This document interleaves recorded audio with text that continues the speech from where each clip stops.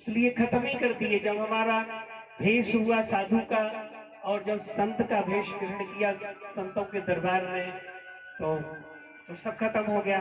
अब तो हमारे यहाँ के बच्चे भी, हरिजनों के बच्चे भी, हरिजन के बच्चे भी, सारे इलाके के बच्चे और सभी लोग हमारे एक समान है।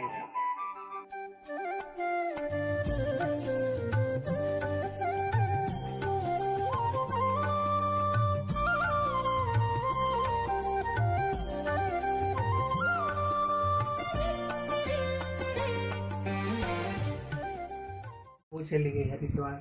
हरिद्वार में बहुत घोर जंगल था,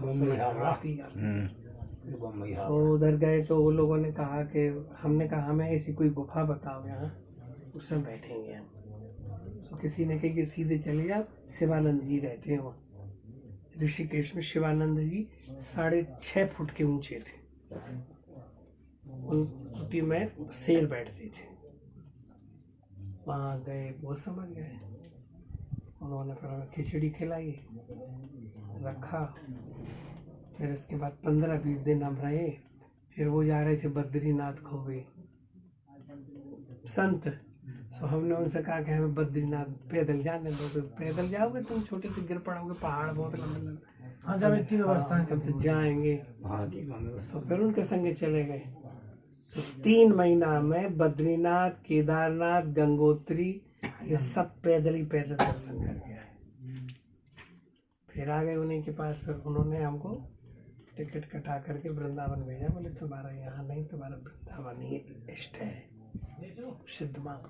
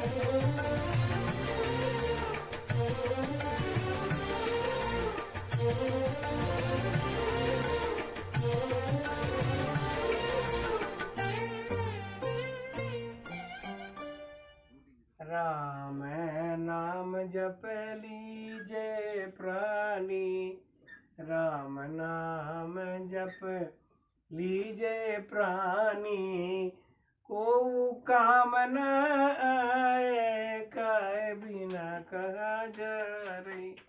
डुलिया में बैठ के काहे बिना कहा जा रही, डुलिया में बैठ के। प्रेम सखी भाव का, तो प्रेम याद है। सखी भाव का ब्रज में पूजा ही शंकर भगवान आए। पूरी इंडिया में एक ही मंदिर है गोपेश्वरी का, जो शंकर भगवान को शाम को लहंगा चुनरी पहनाया जाए, जब उन्हें नहीं छोड़ा महादेव को।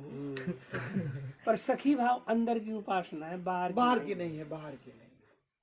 वैसे दुआ है, सखी भाव ही धारिये जग से रहे उदास, ये तीखी तलवार धारे कहे नागरी दास। सखी भाव वो थोड़ी हेजड़ों के तरह चलना मटकना।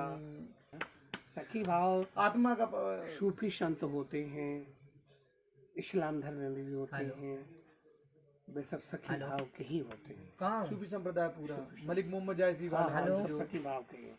तो सखी भाव पद्मावत तक पूरा ग्रंथ ही उसी पे आधारित है। सखी भाव जो है वो तो अंदर की आत्मा का श्रृंगार करके परब्रह्म से मिलाना है।